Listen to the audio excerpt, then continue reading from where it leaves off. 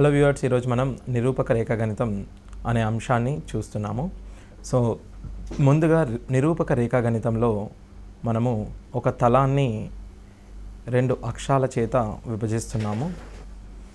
ఈ మొత్తము తలాన్ని మనము ఎక్స్ అక్షము మరియు వై అక్షము చేత 4 భాగాలుగా విభజించడం జరుగుతుంది. ఇది ధనాత్మకమైన ఎక్స్ అక్షము మరియు ఇది ధనాత్మకమైన వై అక్షము. సో దీనిని 4 పాదాలుగా విభజించడం జరుగుతుంది. ఈ అక్షాల యొక్క ఖండన బిందువును మనం మూల బిందువుగా చెబుతాము. మూల బిందువు యొక్క నిరూపకాలు 0, 0గా చెబుతాము. సో మొదటగా ఇది మొదటి పాదముగాను, మొదటి పాదంలో 2 నిరూపకాలు ధనాత్మకాలు మరియు రెండవ పాదంలో ఎక్స్ రుణాత్మకము మరియు వై ధనాత్మకముగాను, అదే మూడవ పాదములో ఎక్స్ రుణాత్మకము మరియు వై కూడా రుణాత్మకంగాను, మరియు 4వ పాదంలో ఎక్స్ ధనాత్మకము మరియు వై రుణాత్మకంగాను ఉంటాయి. సో మొదటగా మనము ఒక బిందువును ఈ తలం పైన ఎలా ఉంచుతామో ఇప్పుడు తెలుసుకుందాం. సో మొదటగా ఎక్స్ యాక్సెస్ పై గల బిందువులు 1, 2, 3, 4, 5, 6, 7, 8, 9, అలాగే వై అక్షంపై 1, 2, 3, 4. ఇప్పుడు మనం చూసినట్లయితే ఒక బిందువు 3, 2ను మనం లొకేట్ చేయడానికి ఇలా చూసాము. ఇది ఈ బిందువు మనకు 3, 2గా చెప్పవచ్చు. సో 2 నిరూపకాలు మనకు ధనాత్మకము కాబట్టి అది 1వ పాదంలో వచ్చాయి. సో 3 అనేది ఎక్స్ యొక్క నిరూపకం, అదేవిధంగా 2 అనేది వై యొక్క నిరూపకం. ఎక్స్ నిరూపకము ఎల్లప్పుడూ వై మరియు బిందువుకు గల మధ్య దూరాన్ని తెలుపుతుంది. అదేవిధంగా వై యొక్క నిరూపకము ఎక్స్ మరియు ఆ బిందువుకు గల ఎక్స్ అక్షానికి మరియు ఆ బిందువుకు గల మధ్య దూరాన్ని తెలుపుతుంది. సో ఈ విధంగా మనము ఈ పాయింట్ని లొకేట్ చేయడం జరిగింది. అదేవిధంగా మనము -5, 2ని -5, 2 అనగా -5 ఎక్స్ అక్షంపై 2 వై అక్షం పైన లొకేట్ చేస్తాము. -5, 2 ఈ బిందువుకు మరియు వై అక్షంకు గల దూరాన్ని ఎక్స్ నిరూపకము అనగా -5 తెలియజేస్తుంది. కానీ దూరము ఎల్లప్పుడూ ధనాత్మకమైనందువల్ల మనము దూరాన్ని |-5గా తీసుకోవడం జరుగుతుంది. సో ఈ బిందువుకు మరియు వై అక్షానికి గల మధ్య దూరము 5గాను మరియు ఈ బిందువుకు మరియు ఎక్స్ అక్షానికి గల దూరము 2గాను తీసుకుంటాము. దూరము ఎల్లప్పుడూ ధనాత్మకము. సో అదేవిధంగా ఈ బిందువును ఏ అనుకున్నప్పుడు, ఈ బిందువును బి అనుకున్నప్పుడు ఏ మరియు బి బిందువుల మధ్య దూరము ఇచ్చట 5 యూనిట్లు మరియు 3 యూనిట్లు మొత్తం కలిపితే 8 యూనిట్లుగా మనం చెప్పుకోవచ్చు. సో ఇక్కడ మనం గమనించినట్లయితే ఎక్స్ అక్షము ఏ మరియు బి అనే రేఖ ఎక్స్ అక్షానికి సమాంతరంగా ఉంది, అనగా వై నిరూపకాలు వీటిలో సమానము. ఏదేని బిందువులలో వై నిరూపకాలు సమానమైనప్పుడు అది ఆ రేఖ ఆ బిందువులు ఎక్స్ అక్షానికి సమాంతరంగా ఉండే రేఖ ద్వారా పోతాయి. అదేవిధంగా ఎక్స్ అక్షా వై నిరూపకాలు సమానమైతే ఆ బిందువులు అడ్డుగీతపై ఉంటాయి. అదేవిధంగా మనం చూసినట్టయితే 3, -5ను మనం లొకేట్ చేసినట్టయితే 3, -5. అదేవిధంగా 3, 7ను మనం లొకేట్ చేసినట్టయితే ఈ 3 బిందువులను మనం చూసినట్టయితే ఈ 3 బిందువులు ఒకే నిలువు రేఖపై ఉన్నాయి. ఈ నిలువు రేఖ అనేది y అక్షానికి సమాంతరంగాను మరియు x అక్షానికి లంబంగాను ఉంది. సో ఇక్కడ మనం గమనించినట్లయితే ఈ బిందువులలో x నిరూపకాలు సమానము, అనగా బిందువులలో x నిరూపకాలు సమానమైనప్పుడు అవి y అక్షానికి సమాంతరంగా ఉండే రేఖపై మరియు అలాగే బిందువులలో y నిరూపకాలు సమానమైనప్పుడు ఆ బిందువులు x అక్షానికి సమాంతరంగా ఉండే రేఖపై ఉంటాయని మనం తెలుసుకున్నాము. సో ఏదైనా బిందువులలో x మరియు y నిరూపకాలు సమానమైనప్పుడు వాటి మధ్య దూరము మనము అతి సులువుగా కనుక్కోవడానికి అవకాశం ఉంటుంది. అదేవిధంగా మనం ఇప్పుడు రెండు బిందువుల యొక్క మధ్య దూరాన్ని కనుగొనే ప్రయత్నం చేద్దాం. x అక్షము మరియు y అక్షము మొదటి పాదాన్ని నేను తీసుకుంటున్నాను. సో వీటి యొక్క ఖండన బిందువును మూల బిందువుగా మనం చెబుతాము.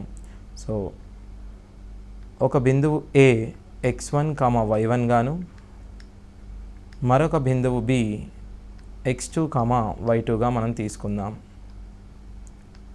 బిందువు A అనేది x1, y1 గాను, బిందువు B అనేది x2, y2 గాను మనం తీసుకున్నప్పుడు వీటి మధ్య దూరాన్ని మనం కనుక్కునే ప్రయత్నం చేద్దాం. సో వీటి మధ్య దూరాన్ని మనం కనుగొన్నప్పుడు మొదటగా ఈ రేఖలను ఉపయోగించి మనం ఒక త్రిభుజాన్ని ఏర్పరచుకుందాం. సో ఈ త్రిభుజాన్ని గనక మనం చూసినట్టయితే ఇది ఒక లంబకోణ త్రిభుజము మరియు ఈ బిందువును మనం x2 గాను మరియు ఈ బిందువును మనం x1 గాను, అదేవిధంగా ఈ బిందువును y1 గాను, ఈ బిందువును y2 గాను మనం చెబుతాం. సో ఈ బిందువుల మధ్య దూరాన్ని మనం కనుగొనడానికి ప్రయత్నించినట్లయితే ఈ బిందువుల మధ్య దూరము మూల బిందువు నుండి y2కి గల దూరము y2 మరియు మూల బిందువు నుండి y1కు గల దూరము y1 కాబట్టి సో ఈ మధ్య దూరము y2 మైనస్ y1 గాను మరియు ఇది ఈ బిందువు C అనుకుంటే ACకి గల మధ్య దూరము x2 మైనస్ x1 గాను మనం చెప్తాము. సో ఇప్పుడు మనము పైథాగరస్ సిద్ధాంతాన్ని ఉపయోగించితే కర్ణము స్క్వేర్ ఈజ్ ఈక్వల్స్ టు భుజము స్క్వేర్ మరియు భుజము స్క్వేర్. సో ఈ విధంగా చేసినట్టయితే x2 minus x1 square plus y2 minus y1 square. So ఈ విధంగా మనము AB మధ్య దూరాన్ని కనుగొనగలుగుతాము. సో AB మధ్య దూరము √, x2 minus x1 whole square plus y2 minus y1 whole స్క్వేర్గా చెప్తాము. సో ఇదే విధంగా మనము దీన్ని చూసినట్టయితే ఈ రేఖ యొక్క వాలును కూడా మనము ఇక్కడ కనుక్కోవచ్చు. AB యొక్క వాలును మనము tan θగా చెప్తాము. సో θ అనేది ఆ రేఖ ధనాత్మకమైన x అక్షముతో చేయు కోణాన్ని మనము θగా తీసుకుంటాము. సో AB యొక్క వాలు tan θ అయినప్పుడు tan θని మనము ఎదుటి భుజము బై ఆసన్న భుజంగా చెబుతాము. సో ఎదుటి భుజము బై ఆసన్న భుజము చేసినప్పుడు ఎదుటి భుజాన్ని y2 మైనస్ y1 గాను మరియు ఆసన్న భుజాన్ని x2 మైనస్ x1 గాను మనం చెబుతాము. సో A మరియు B, A x1, y1 మరియు B x2, y2 లను కలుపు రేఖ యొక్క వాలు y2 minus y1 by x2 minus x1గా మనం చెప్పవచ్చు. సో అదేవిధంగా మనము ఇప్పుడు ఆ వాలు గురించి తెలుసుకుందాం. సో వాలును tan θ ద్వారా మనం చెబుతాము. సో మనం tan θ విలువలను చూసినట్లయితే మొదటగా ఒక రేఖ భూమికి సమాంతరంగా ఉన్నప్పుడు ఆ రేఖ చేయు కోణము 0. అదేవిధంగా ఈ రేఖ 45 డిగ్రీల కన్నా తక్కువ కోణం చేస్తున్నప్పుడు మరియు 45 డిగ్రీలు చేస్తున్నప్పుడు, అదేవిధంగా ఆ రేఖ యొక్క చేయు కోణం, ఆ రేఖ ధనాత్మకమైన x అక్షంతో చేయు కోణము 45 మరియు 90ల మధ్య ఉన్నప్పుడు మరియు ఆ రేఖ భూమికి లంబంగా ఉన్నప్పుడు, అదేవిధంగా ఆ రేఖ ధనాత్మకమైన ఎక్స్ అక్షముతో చేయు కోణము అధిక కోణమైనప్పుడు మనం వాలుని గమనిద్దాం. మొదటగా ఆ రేఖ ధనాత్మకమైన ఎక్స్ అక్షముతో చేయు కోణము 0 అయినప్పుడు ఆ రేఖ యొక్క వాలు 0 అవుతుంది. అనగా క్షితిజ సమాంతరంగా ఉన్న రేఖ యొక్క వాలు ఎప్పుడు కానీ 0 అవుతుంది. అనగా ఎక్స్ అక్షానికి సమాంతరంగా ఉన్న రేఖ వాలు 0గా మనం చెప్పుకోవచ్చు. అదేవిధంగా ఆ రేఖ చేయు కోణము 45 డిగ్రీల కంటే తక్కువగా ఉన్నప్పుడు ఆ రేఖ యొక్క వాలు 1 కంటే తక్కువగా ఉండును. అదేవిధంగా ఆ రేఖ యొక్క కోణము 45 డిగ్రీలు అయినప్పుడు ఆ రేఖ యొక్క వాలు 1గా చెబుతాము. ఎందుకంటే tan 45 యొక్క విలువ 1 కాబట్టి. అదేవిధంగా ఆ రేఖ ధనాత్మకమైన ఎక్స్ అక్షముతో చేయు కోణము 45 డిగ్రీల నుండి 90 డిగ్రీల మధ్య ఉన్నప్పుడు ఆ రేఖ యొక్క వాలు 1 నుండి ఇన్ఫినిటీ మధ్యలో, అనంతం మధ్యలో ఉండునట్లు మనం చెబుతాము. ఒకవేళ ఆ రేఖ భూమికి అనగా ఎక్స్ అక్షానికి లంబంగా ఉన్నప్పుడు ఆ రేఖ ధనాత్మకమైన ఎక్స్ అక్షముతో చేయు కోణము 90 డిగ్రీలు మరియు ఇచ్చట ఆ రేఖ యొక్క వాలు అనిర్వచనీయము. అనగా దానిని మనం ఇన్ఫినిటీగా చెబుతాము. ఒకవేళ రేఖ ధనాత్మకముతో చేయు కోణము 90 డిగ్రీల కంటే ఎక్కువ ఉన్నప్పుడు ఆ రేఖ యొక్క వాలు రుణాత్మకము అగును. ఈ విధంగా మనము రేఖ యొక్క వాలును దాని కోణము ఆధారంగా తెలుసుకున్నాము. అదేవిధంగా మరికొన్ని సందర్భాలలో రేఖల యొక్క వాలును మనం ఇప్పుడు తెలుసుకుందాం. ఎక్స్ అక్షము యొక్క వాలును మనం తెలుసుకుందాం. ఎక్స్ అక్షము యొక్క వాలు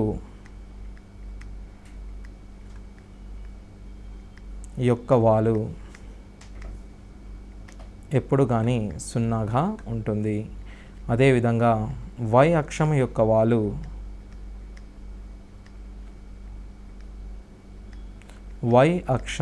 వాలు మనము నిర్వచించలేము. అనగా అనిర్వచనీయము, అనంతముగా చెప్తాము. అదేవిధంగా ఎక్స్ అక్షానికి సమాంతరంగా ఉన్న అన్ని రేఖల యొక్క వాలులు 0 మరియు y అక్షానికి సమాంతరంగా ఉన్న అన్ని రేఖల యొక్క వాలులు మనము అనంతంగా చెబుతాము. అదేవిధంగా రెండు రేఖలు సమాంతరాలు అయితే వాటి వాలులు సమానము. అనగా m1 = m2. అదేవిధంగా రెండు రేఖలు L1 is perpendicular to L2 అనగా L1 L2కు లంబంగా ఉంటే, రెండు రేఖలు లంబాలు అయితే వాటి వాలుల లబ్ధం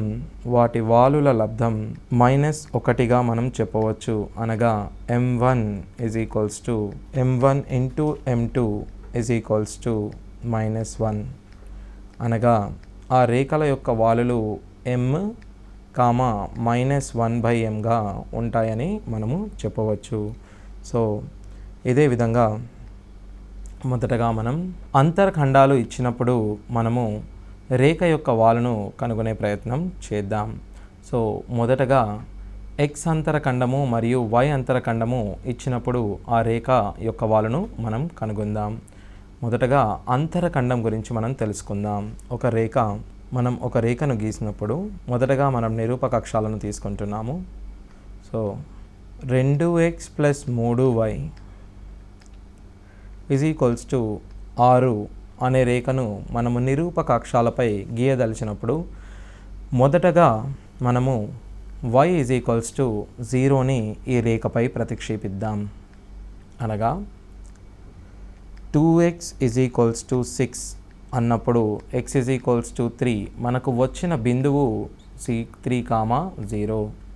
అదేవిధంగా మనము x = 0ని ప్రతిక్షేపించినప్పుడు 3y = 6 అనగా y యొక్క విలువ మనం 2గా చెప్పవచ్చు. అనగా 0, 2. ఒకవేళ y అక్షం y నిరూపకము విలువ 0 అయితే ఆ బిందువు x అక్షము పైన మరియు x నిరూపకము విలువ 0 అయితే ఆ బిందువు y అక్షం పైన ఉండును. సో y అక్షముపై ఉండే బిందువు యొక్క x నిరూపకము 0, అదేవిధంగా x అక్షముపై ఉండే బిందువు యొక్క y నిరూపకము 0గా మనం చెప్పవచ్చు. సో ఇది ఈ రేఖ ఖండించే బిందువుల నుండి మూల బిందువుకు గల దూరాన్ని మనము x అక్షంపై చూసినట్లయితే దీనిని x అంతరఖండము అని, అదేవిధంగా y అక్షంపై చూసినట్లయితే దీనిని y అంతరఖండము అని అంటాము. సో x అంతరఖండము అండ్ y అంతరఖండము. x అంతరఖండాన్ని పొందాలంటే మనము y = 0ని ఇచ్చిన సమీకరణంలో ప్రతిక్షేపించాల్సి ఉంటుంది. అదేవిధంగా మనము y అంతరఖండాన్ని పొందదలిచిన మనము ఇచ్చిన విలువను ఇచ్చిన సమీకరణంలో x = 0ని ప్రతిక్షేపించవలసి అవసరం ఉంటుంది. సో ఈ విధంగా మనము అంతరఖండాల గురించి తెలుసుకున్నాం. సో అంతరఖండాలు ఇచ్చినప్పుడు x అక్షము మరియు y అక్షము పై బిందువులను గుర్తించి మూల బిందువు నుండి వాటికి మధ్య దూరాన్ని తెలుసుకుందాము. ఇప్పుడు వాటి యొక్క వాలును మనం రాద్దాం. సో మొదటగా అంతరఖండాలు ఇచ్చినప్పుడు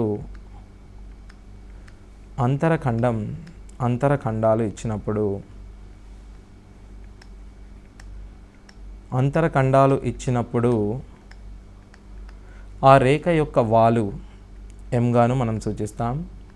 దీనిని మనము x అంతరఖండము బై y అంతరఖండము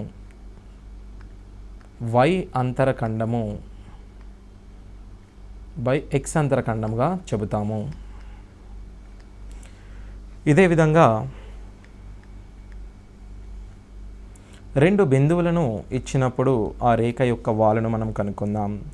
రెండు బిందువులు x1, y1 మరియు x2, y2లు ఇచ్చినప్పుడు ఈ బిందువు యొక్క వాలు y2 - y1గా by x2 -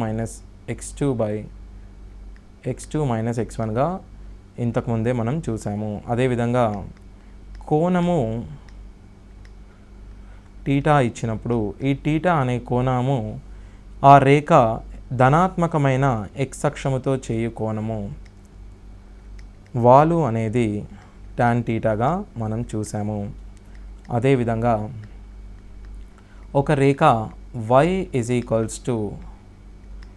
ax + b అని ఇచ్చినప్పుడు ఆ రేఖ యొక్క వాలు x యొక్క గుణిజము అవుతుంది, అనగా a అవుతుంది. ఒకవేళ ఆ రేఖ y = ax + b రూపంలో ఉన్నచో ఆ రేఖ యొక్క వాలు aగా మనం తీసుకుంటాము. అదేవిధంగా ఇచ్చిన రేఖ ax + b by + c = 0 అయినప్పుడు ఈ రేఖ యొక్క వాలును మనము -x గుణిజము అనగా -a బై bగా మనం తీసుకుంటాము. సో ఈ విధంగా మనము వాలులను తీసుకోవడం జరుగుతుంది. సో అదేవిధంగా ax + by + c = 0 రేఖకు సమాంతరంగా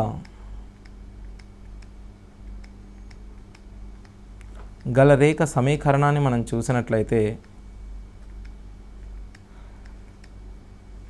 దానిని మనం ax + by + c1గా చెప్పుతాము. ఎందుకనగా ఆ రేఖల వాలులు సమానము, అనగా a మరియు x యొక్క గుణిజము మరియు y యొక్క గుణిజాలు సమానము. ఈ రేఖకు లంబంగా ఉండు రేఖ bx - ay + c1 = 0గా మనము చెబుతాము. సో ఈ విధంగా మనము వాళ్ళ గురించి తెలుసుకున్నాము. ఇప్పుడు మనం కొన్ని రేఖల యొక్క సమీకరణాల గురించి తెలుసుకుందాము. మొదటగా x అక్షం యొక్క సమీకరణము.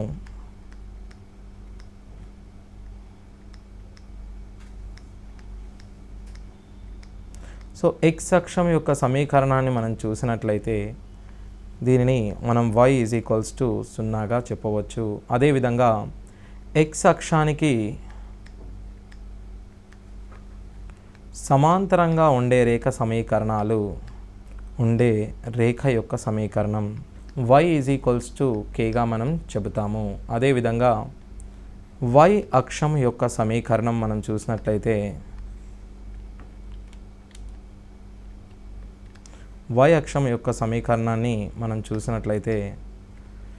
దీనిని మనం y x 0గా చెబుతాము. అదేవిధంగా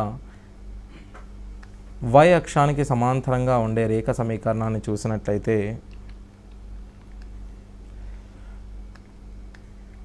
మనం x kగా దీన్ని చెబుతాము.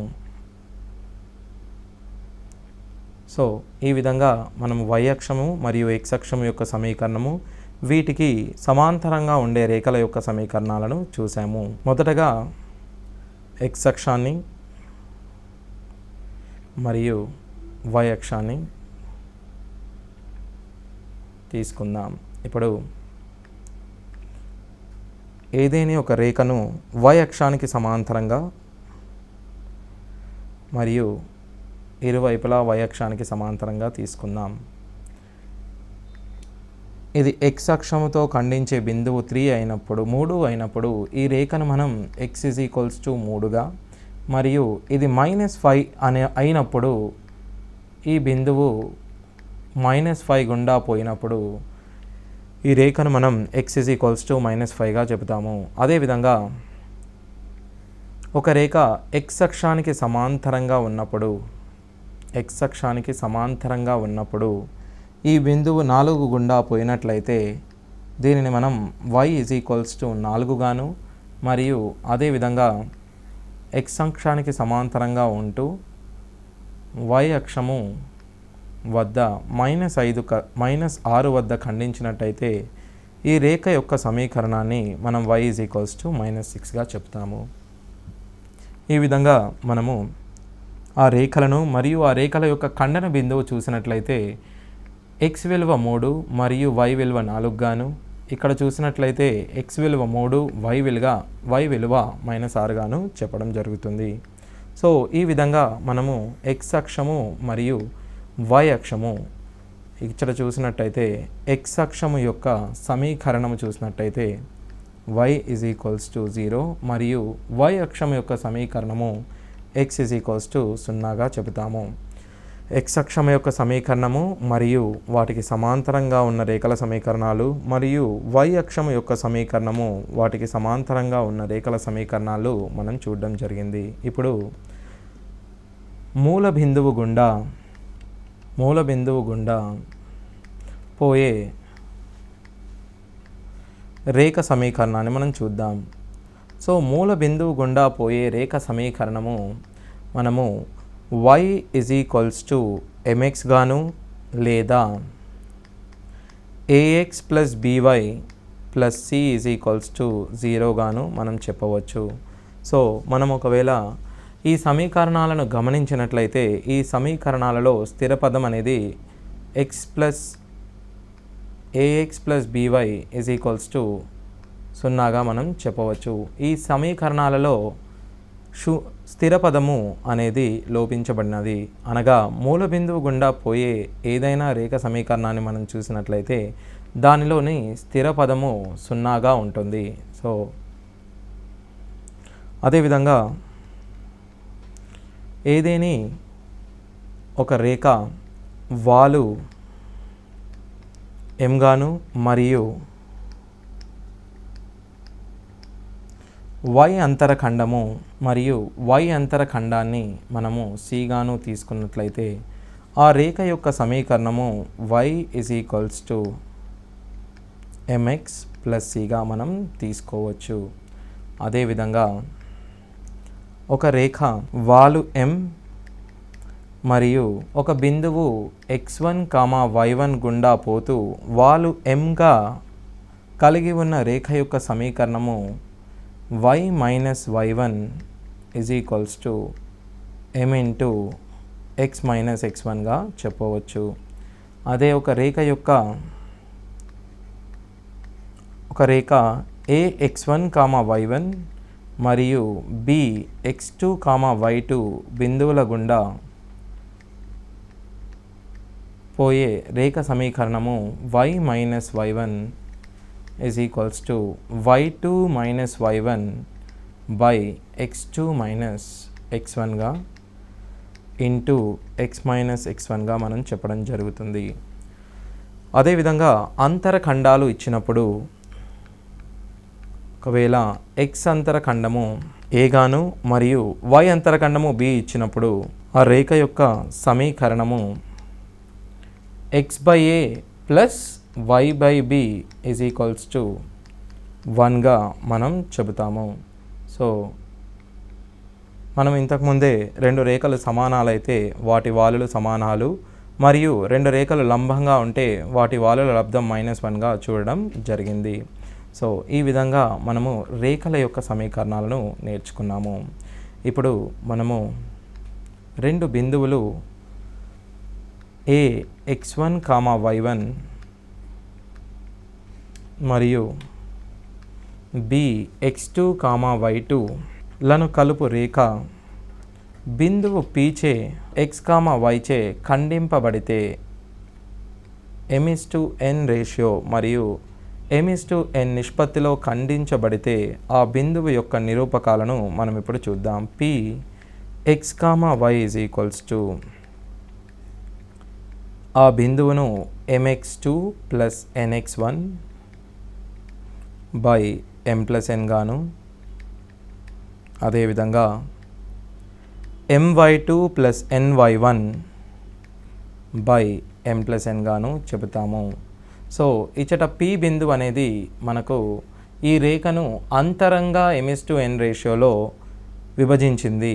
అదే బిందువు బాహ్యంగా m:n రేషియోలో ఈ రేఖను విభజించినట్లయితే మనము ఈ బిందువులను mx2 plus nx1 by m-n, my2 minus ny1 by m-nగా చెబుతాము. సో అంతరంగా అయితే ప్లస్ మరియు బాహ్యంగా అయితే మనము మైనస్లను ఉపయోగించవచ్చు. సో ఈ విధంగా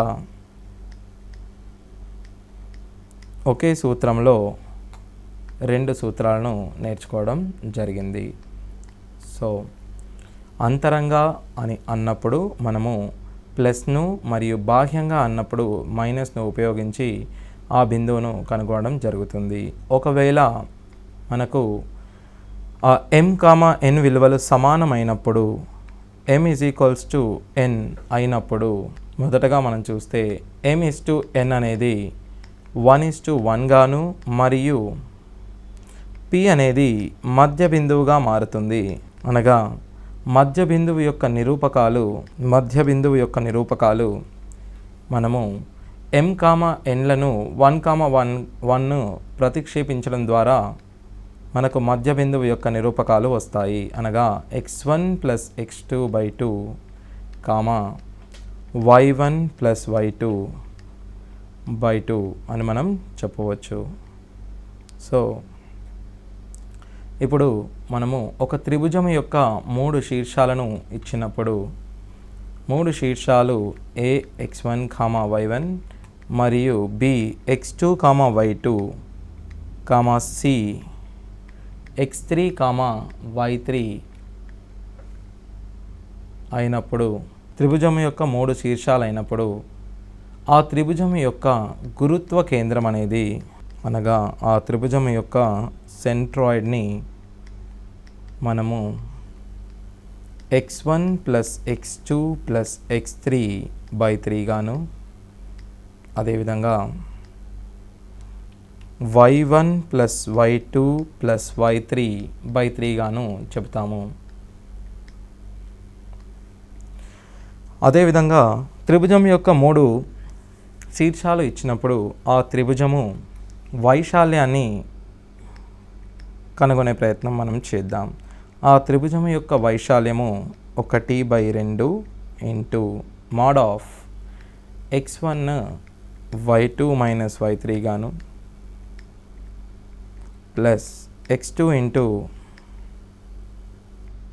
y3 మైనస్ y1 y1 గాను అదేవిధంగా x3 into y1 minus y2 గాను చెప్పడం జరుగుతుంది. ఈ యొక్క వైశాల్యాన్ని మనం కనుగొందాం. మొదటగా దాని వైశాల్యం ఆ శీర్షాలను మనం ఇక్కడ రాద్దాం. సో శీర్షాలు మొదటగా x1 y1 అదేవిధంగా x2 y2 అదేవిధంగా x3 y3 so on xn yn తరువాత మనము x1 y1లను తిరిగి రాసుకోవడం జరుగుతుంది. ఈ విధంగా చేసినప్పుడు ఇలా వ్యతిరేక దిశలో ఉన్న మూలకాలను మనము గుణించుకోవడం జరుగుతుంది. సో ఇప్పుడు ఈ సూత్రాన్ని మనం ఈ కింది విధంగా రాసుకుందాం.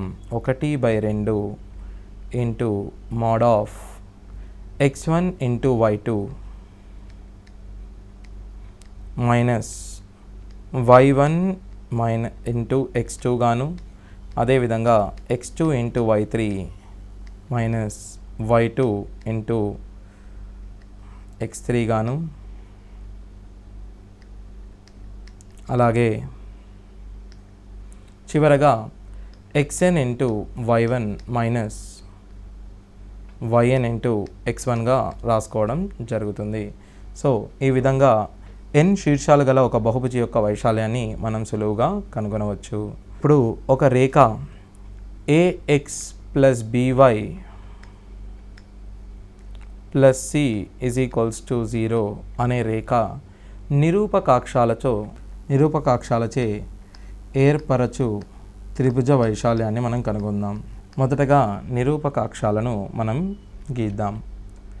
సో ఇది y అక్షము, ఇది x అక్షము. ax plus by plus c is equals to 0 తీసుకున్నట్టయితే మొదటగా ఇందులో మనం x is equals to or else y is equals to 0ను ప్రతిక్షేపించుకుందాం. ax is equals to minus c x is equals to minus c/a గాను మరియు x ఈజ్ ఈక్వల్స్ టు 0 ప్రతిక్షేపిస్తే by is equals to c మరియు y is equals to minus c/b గాను మనం చెప్పడం జరుగుతుంది. అనగా దీని యొక్క x అంతర ఖండాన్ని మనం c/a గాను మరియు y అంతర ఖండాన్ని మనం c/b గాను చెబుతున్నాము.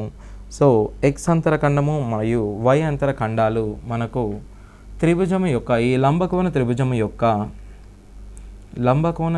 యొక్క భుజాలుగా మారుతాయి. అనగా ఈ త్రిభుజ వైశాల్యాన్ని మనము లంబకోణ త్రిభుజం యొక్క వైశాల్యం సూత్రం ఉపయోగించి కనుగొనవచ్చు. అనగా 1/2 ఇంటూ భూమి ఇంటూ ఎత్తు అనగా minus c/a into minus c/b అన్నప్పుడు 1/2 c²/ab అనగా ax plus by plus ax plus by plus c is equals to 0 రేఖ నిరూపకాక్షాలచే ఏర్పరిచే త్రిభుజ వైశాల్యాన్ని మనము c²/2ab చెప్పవచ్చు. అదేవిధంగా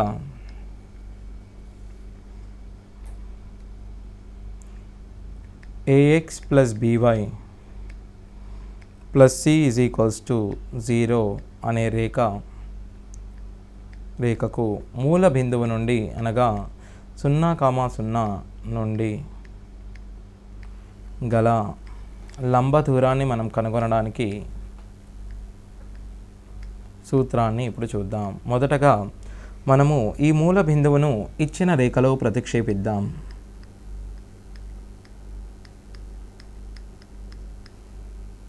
బై √a² ప్లస్ b² మనం చెప్పవచ్చు. So mod of c by √a² plus b² అనేది ax plus by plus c is equals to 0కు మూల బిందువు నుండి గల లంబ దూరము. అదేవిధంగా ax plus by plus c is equals to 0 రేఖకు x1, y1 px1, y1 బిందువు నుండి గల లంబ దూరాన్ని మనం చూసినట్టయితే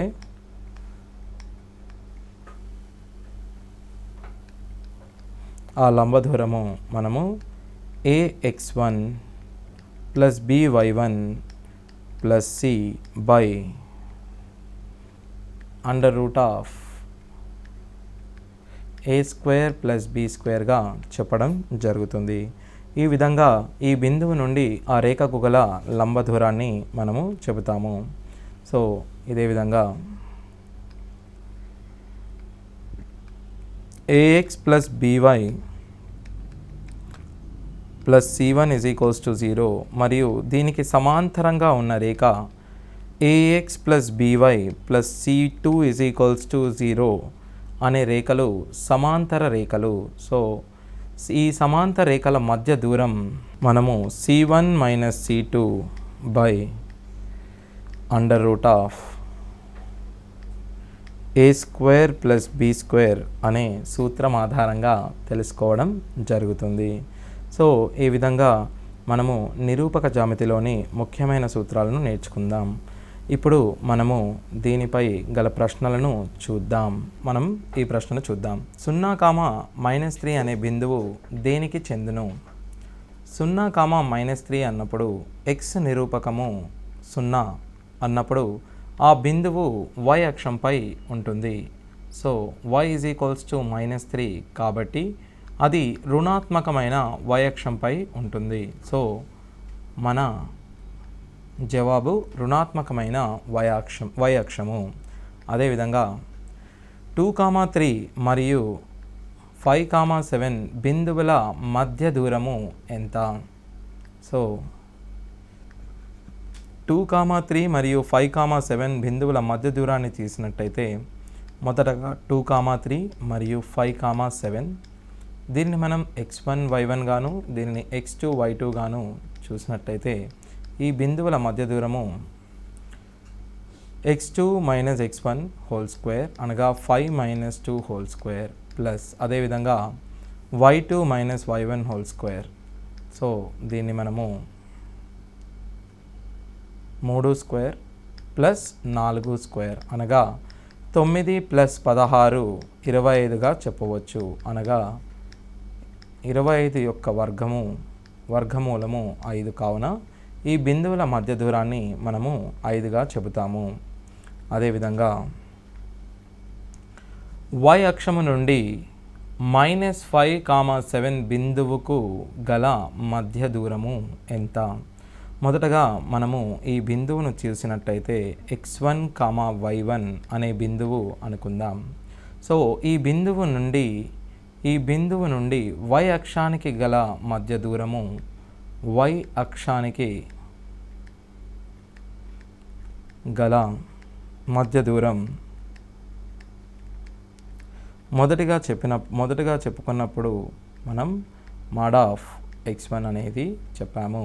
సో ఆ విధంగా y అక్షానికి మరియు ఆ ఇచ్చిన బిందువుకి గల మధ్య దూరము x నిరూపకము సూచిస్తుంది. సో x నిరూపకము రుణాత్మకము అయినందున మనము mod తీసుకోవడం జరుగుతుంది.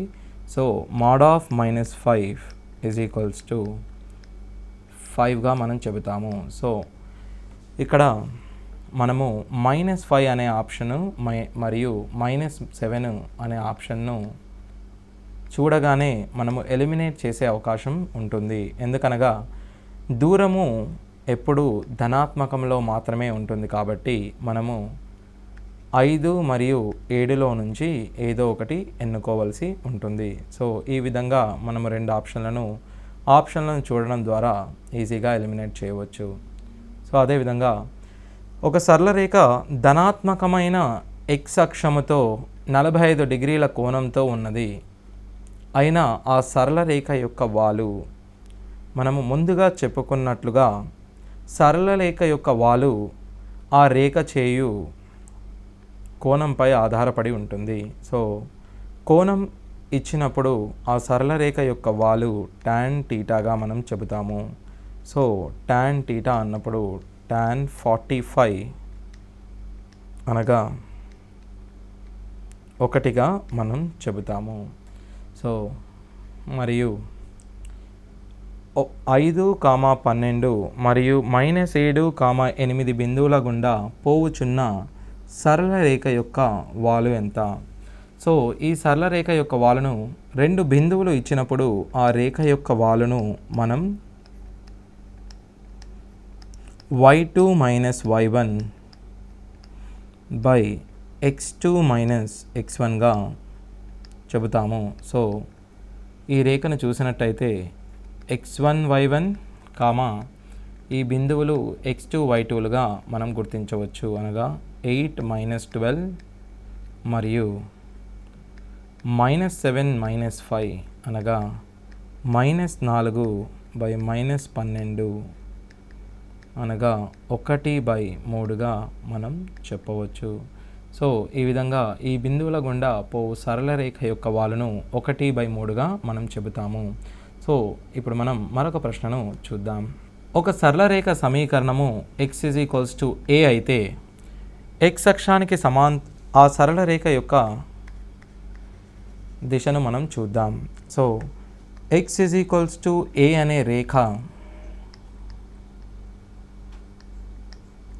దీనిలో y అనే మూలకము లేనందున x = a అనే రేఖ మనము y అక్షానికి సమాంతరంగా ఉందని చెబుతాము. మొదటగా దీన్ని చూసినట్టయితే ఈ రేఖ దీనిని x = 0 గాను ఇది a కావున ఈ రేఖ x = a గా చెబుతాము. సో తప్పనిసరిగా ఈ రేఖ x = a మరియు ఇది y అక్షానికి సమాంతరంగా ఉంటూ a, b బిందువు గుండా పోతుంది. సో మనకు సరైన జవాబు y అక్షానికి సమాంతరంగా ఉండి a, b బిందువు గుండా పోయే రేఖ యొక్క సమీకరణము అని చెప్పవచ్చు. అదేవిధంగా మనకు y = a ఇచ్చినట్లయితే ఈ రేఖ x అక్షానికి సమాంతరంగా ఉండి మరియు b, a ద్వారా పోతుంది. ఎందుకనగా y = a ఉండాలి. సో ఈ బిందువు b, a గుండా పోతుంది. ఈ b స్థానంలో ఏ బిందువు అయినా ఉండవచ్చు. అదేవిధంగా మరియు మరొక ప్రశ్నను చూద్దాం. మూల బిందువు గుండా పోవుచున్న సరళ రేఖ వాలు 4/5 అయిన ఆ సరళ రేఖ సమీకరణాన్ని కనుగొనము. సో మూల బిందువు గుండా పోయే రేఖ యొక్క సమీకరణము y = mxగా మనం చెప్పవచ్చు. ఇక్కడ m అనేది వాలు. సో ఇచ్చిన వాలును మనం ప్రతిక్షేపించినట్లయితే మనకు వచ్చే సమీకరణము 5y = 4x అనగా 4x - 5y = 0గా మనం చెబుతాము. సో ఇదే విధంగా ఒక సరళ రేఖ వాలు 8 మరియు y అంతరఖండము 6 అయితే ఆ సరళ రేఖ సమీకరణాన్ని కనుగొనండి. సో ఇచ్చిన విలువలను మనం చూసినట్లయితే దాని వాలు 8 గాను y అంతరఖండము 6 గాను ఉంది. సో వాలు మరియు అంతరఖండ రూపము y = mx + cగా మనం చెప్పవచ్చు. సో y = m అనగా వాలు 8x + c అనగా అంతరఖండము cని మనం 6గా చెబుతాము. సో y = 8x + 6గా మనం చెబుతాము. అనగా 8x - y + 6 = 0గా మనం చెప్పవచ్చు. అనగా మొదటి సమీకరణము మన జవాబుగా మనం చెప్పవచ్చు. ఇదే విధంగా 2, 3 బిందువు గుండా పోవుచున్న సరళ రేఖ యొక్క వాలు -2/5 అయితే సమీకరణాన్ని మనం ఇప్పుడు కనుగొందాం. సో ఇక్కడ వాలు మరియు బిందువు ఇవ్వడం జరిగింది. వాలు మరియు బిందువు ఇచ్చినప్పుడు మనకు ఆ రేఖ యొక్క సమీకరణము y - y1 = m × x - x1గా మనం చెప్పవచ్చు. సో ఇచ్చిన బిందువును x1, y1 అని అనుకున్నప్పుడు మనం ఈ రేఖ యొక్క సమీకరణాన్ని కనుగొందాం. మనం మొదటగా y - 3 = -2/5 × x - 2గా చెప్పవచ్చు. దీనిని మనము 5చే గుణించినప్పుడు 5y - 3 ×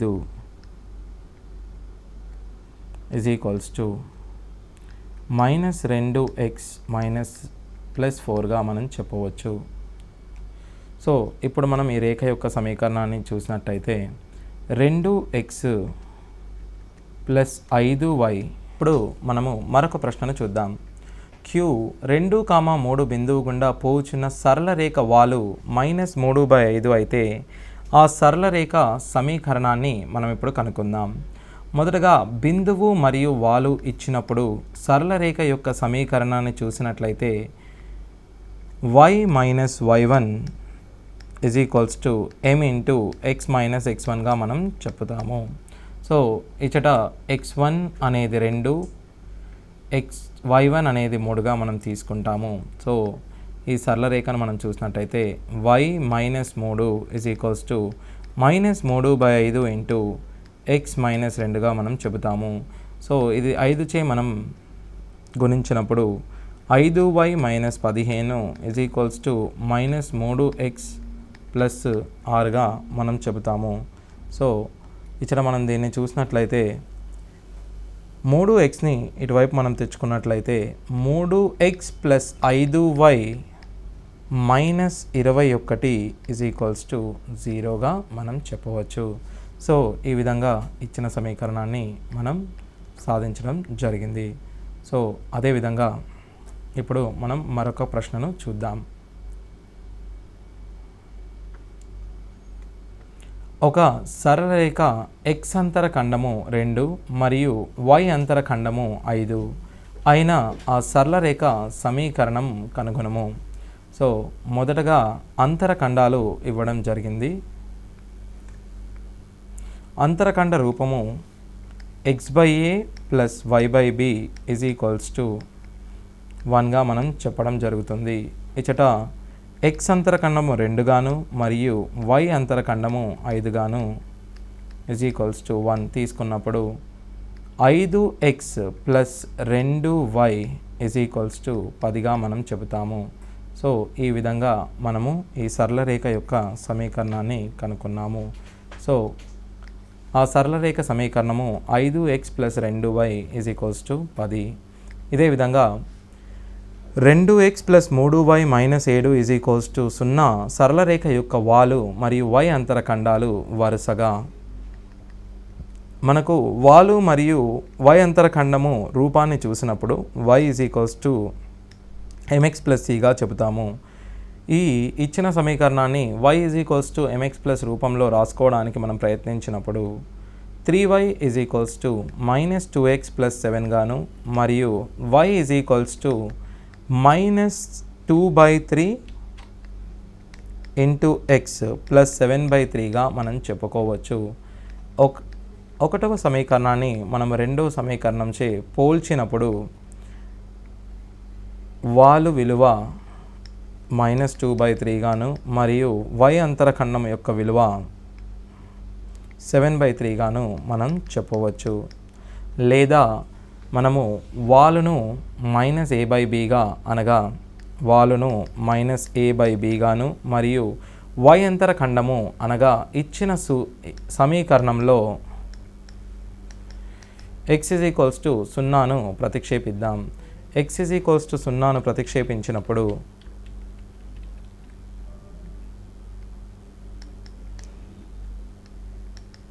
సున్నాను ఇచ్చిన సమీకరణంలో ప్రతిక్షేపించినప్పుడు 3y minus 7 is equals to 0 అనగా y ఈజ్ ఈక్వల్స్ టు 7/3.